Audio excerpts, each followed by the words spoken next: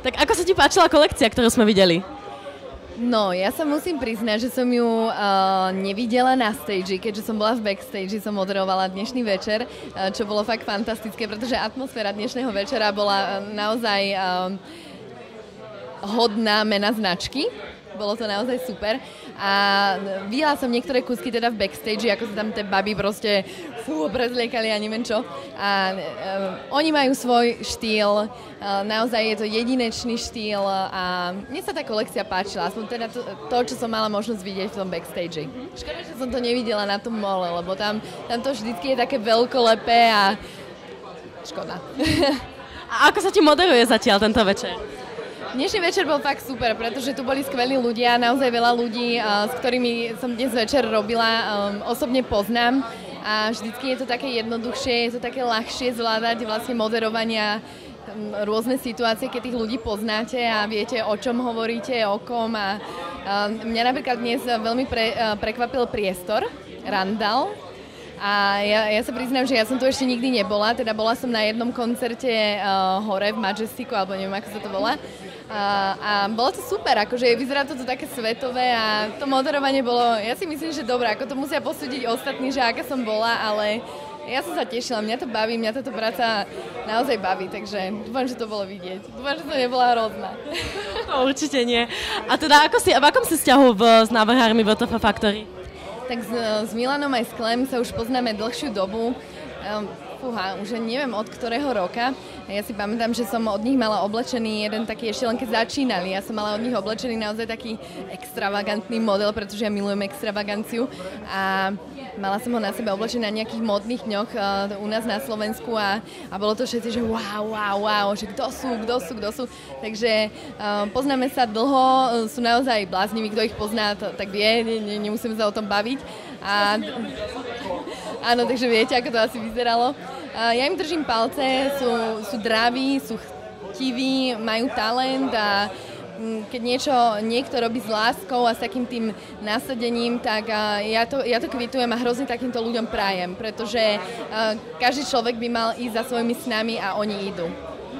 A ako si sa dostala k tejto práci, že práve túto udalosť moderuješ? Vieš, čo mňa oslovila vlastne hlavná organizátorka Klaudia, ktorá aj organizuje dnešný event a proste ma oslovila, že by som sa aj hodila do tohoto konceptu. Tak som to ako s radosťou prijala, pretože jej agentúra je naozaj veľmi profesionálna.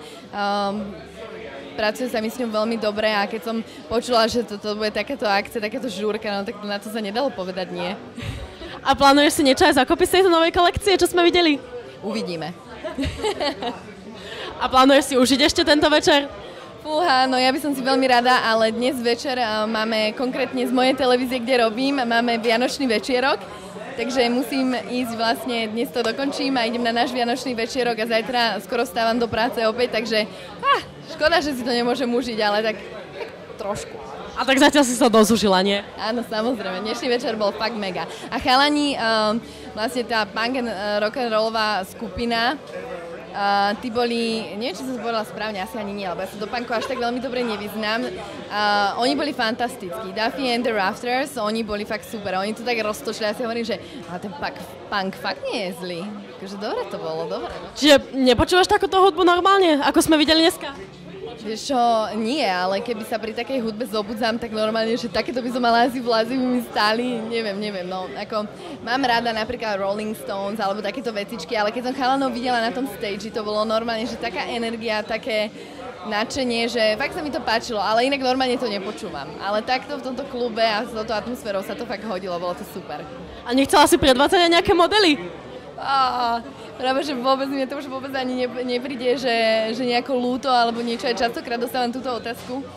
Ja už som práve že rada, že už to je niekde inde, lebo samozrejme, že som musela nejako napredovať, že ten modeling je skvelý a rada predvádzam ešte pre moju veľmi obľúbenú modnú návrhárku Janku Pištejovú. Ale ja už som rada, že dneska som tu bola za moderátorku. Tak viac ťa to baví ako ten modeling teraz už v poslednej dobe? Áno, pretože ja už som modeling robila vlastne 12 rokov a to nie je väčšiná práca. Proste je to práca nie na celý život a ja som si vybrala tú cestu toho moderovania, tak dúfam, že tomuto sa budem venovať dlho. A čo by si odkázala študentom alebo teda žurnalistom, ktorí by chceli byť takí moderátori, takí úspešní ako ty? Ja by som im odchádzala... Ja by som im neodchádzala. Ja by som im odkázala to, aby si išli za svojimi snami. Pretože keď si niekto ide za svojimi snami, tak si ich vie splniť a mne to tak v živote vždycky fungovalo, že proste to, čo som si dala do hlavy a to... Vy si to aj tak privolávate, ja proste na to verím, pretože mne sa to vždycky tak splnilo. Takže ísť si za tým, učiť sa, byť kritický voči sebe, pretože nikto nie je dokonalý a ja mám napríklad veľmi rada kritiku, keď mi niekto niečo povie a napredovať a ísť si stále za tým, pretože sny sa plnia.